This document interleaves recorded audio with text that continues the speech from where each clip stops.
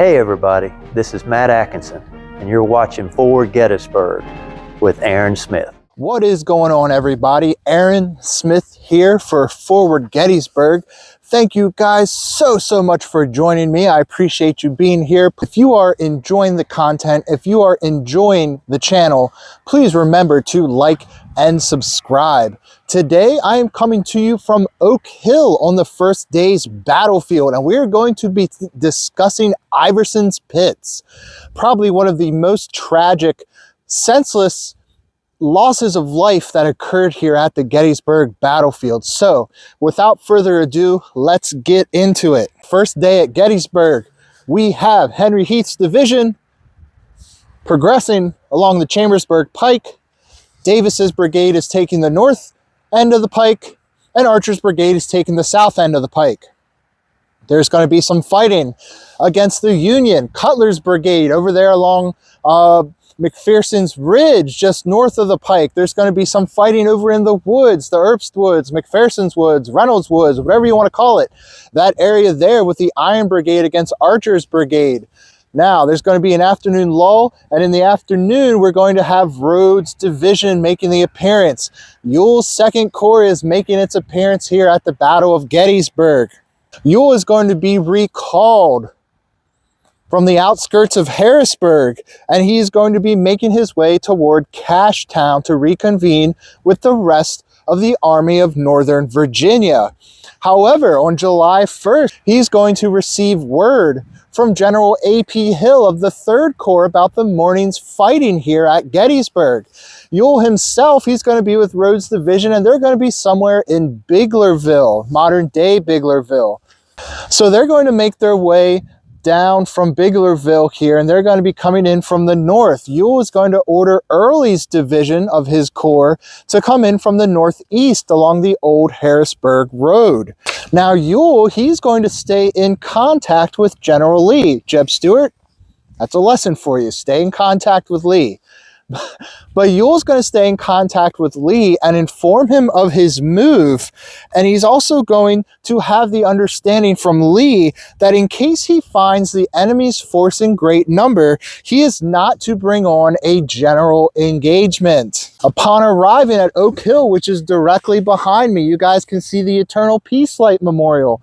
One of the most gorgeous monuments here at the Gettysburg National Military Park. Upon arriving on this hill, he is going to realize that this is an excellent position. Without a doubt, this is the most dominating position on the first day's field. You have an amazing view, unless it's cloudy and foggy like it is today, but you have an amazing view not only of the town of Gettysburg, but also the fields that surround it here to the west. So Ewell realizes he has a great position, he has a great platform for artillery as well, but Ewell also realizes that as far as he knows, he has come upon the flank of the enemy. What an amazing position. What a lucky place to end up at. So he's going to deploy artillery here on Oak Hill, and he is going to initially stick with Lee's orders to avoid that general engagement. However, Ewell is going to see the 11th Corps under Oliver Otis Howard taking positions to the north and slightly to the east of town, there around Blocker's Knoll. Ewell will state, "It was too late to avoid an engagement without abandoning the position already taken up, and I determined to push the attack vigorously." So Rhodes, a divisional commander under Ewell, he is going to order an attack with 3 of his 5 brigades. It's going to be O'Neill's brigade, followed by Iverson's brigade, followed then by Junius Daniel's brigade. Now, this is a little bit outside of the scope of today's video, but O'Neill is going to first attack the Union positions there along Oak Ridge, directly behind the camera. And we're going to get to Oak Ridge in just a minute here. O'Neill's attack is going to be repulsed. It's not going to be successful. Rhodes is kind of in a rush. He doesn't really take the time to think about his attack, and he starts to throw his brigades in very piecemeal. So Iverson's brigade is the next brigade to attack. So Iverson's brigade of North Carolinians consists of the 5th North Carolina, the 20th North Carolina, the 23rd North Carolina, and the 12th North Carolina. So they're going to advance over these fields behind me, and they're going to move toward that Oak Ridge position there. You can just make out the trees. I know it's a little bit foggy. So they're going to advance actually somewhat parallel to the Mummasburg Road, which is this road behind me right here. You might be able to make out the school bus there. That's the Mummasburg Road. But they don't know that Baxter's brigade of Robinson's division of the 1st Corps of the Army of the Potomac has taken up a position there. Yes, O'Neill's brigade was just repulsed from that position, but it seems that nobody in O'Neill's command thought to communicate to Iverson, hey, not a great idea. There's some Union guys over there. So there's not a lot of communication happening on this field. It just goes back to what I told you earlier. This is a very rushed attack. This is a very piecemeal attack that Rhodes is kind of coming up with. It seems almost like on the fly. It was a strong position they held. It's a relatively high ridge line, especially compared with the fields leading up to it. There was a stone wall there, so there was some pretty good cover. Not only that, but you guys can see, and we're going to get closer to it in just a second, but you can make out how this is almost a very undulating field here. And the North Carolinians aren't going to see Baxter's brigade lying in wait. So right now, I'm right along the line that Baxter would have had here on Oak Ridge. And Baxter's brigade is going to consist of about 1,500 men with the following regiments. He's going to have the 12th Massachusetts, the 83rd and 97th New York, and the 11th, 88th, 88th and 90th Pennsylvania. And they're going to occupy this line right here along Oak Ridge. Now, there's a stone wall right over there, a farmer's stone fence. So this is a pretty good position. They were able to repel O'Neill's brigade, but next they have Iverson's brigade coming. The ground here, like I said earlier, is very undulating. It's very difficult for Iverson's advancing North Carolinians to see Baxter's brigade on this ridge. So Baxter is going to order his men to face the fields facing that way, and he's also going to order them to, try to conceal themselves as well, because I think Baxter realizes that the North Carolinians can't see them because they're just marching right toward this area. Another thing Baxter's going to do to maintain this concealment of his troops is that he's also going to not send out skirmishers. Now, during the Civil War, they would send out skirmishers to maybe probe the enemy line, see where the enemy forces were, and also to act as a type of early warning system that, hey, the enemy's coming. But Baxter's not going to deploy skirmishers. He's going to maintain the concealment on this ridge.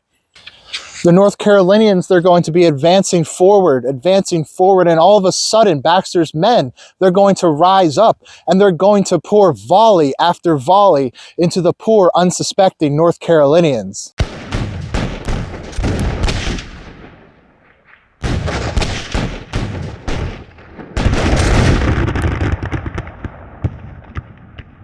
So the camera is now facing east along Oak Ridge, where Baxter's brigade was as Iverson's Confederate brigade advanced toward them. And as you can see,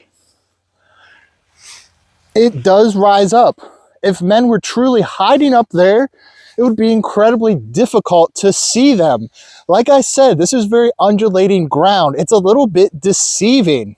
You may not realize what's up that ridge over there. Someone could easily be kneeling down with a rifle with a bead right on your heart. So Baxter's men, they're going to rise from their positions. They're going to pour volley after volley into the North Carolinians. Iverson would lose more than half of his brigade as casualties. Iverson would later go on to state, "When I saw handkerchiefs raised, I characterized the surrender as disgraceful. But when I found 500 of my men were left lying dead and wounded on a line straight as a dress parade, I exonerated the survivors and claim for the brigade that they nobly fought and died.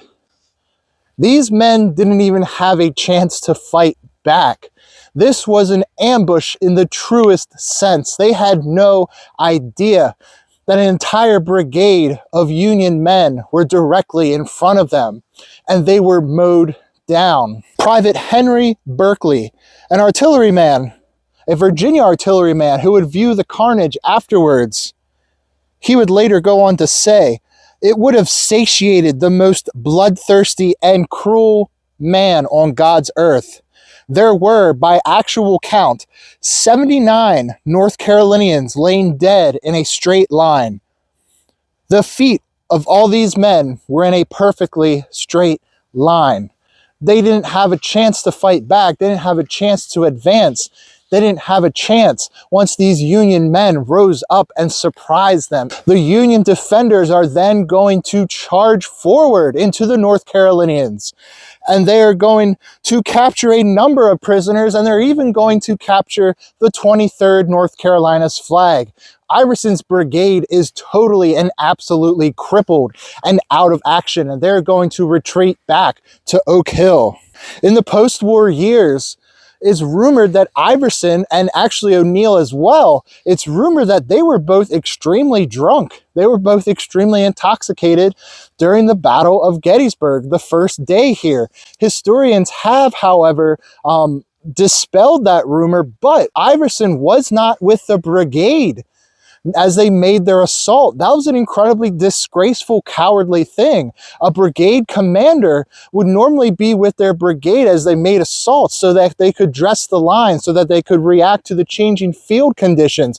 But Iverson remained back on Oak Hill. He was not with his men.